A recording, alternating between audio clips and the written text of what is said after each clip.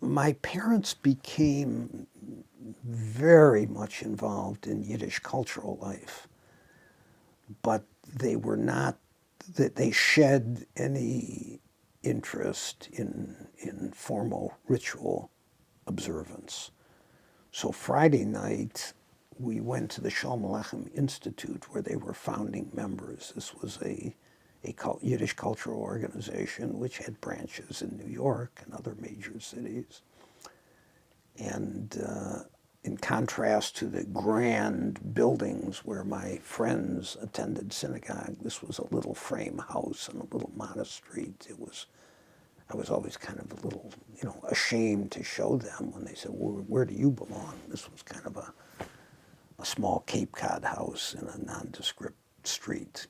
But for my parents, that was their life. And on Friday night, there would be an Oneg Shabbat after dinner.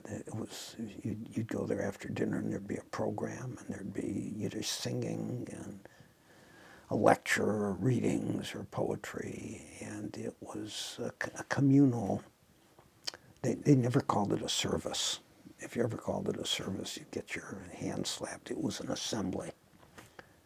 That was an interesting choice of words, an assembly.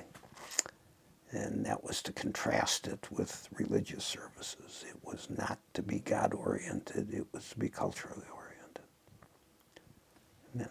And then Saturday nights, the end of Shabbos, there would be a proletariat dinner, as my mother would describe it. The dearest friends, all immigrants, would go to one another's houses. There'd be a rotation. So they come to our house one week and go to somebody else's. And I sat there as a kid, watching these people. My godfather played the mandolin beautifully, and they sang Yiddish songs, and they read poetry. I mean, can you imagine this day and age? Could we get together, any of us with our friends, and read poetry to each other on a Saturday night, or just sing? When I think back how these people entertain themselves and the richness of it and the pleasure they derive from it. And the cuisine was herring and black bread and a dish of schmaltz and some cloves of garlic and a lot of onions. Nobody caught cold at one of those dinners, right? Everybody was immune from everything.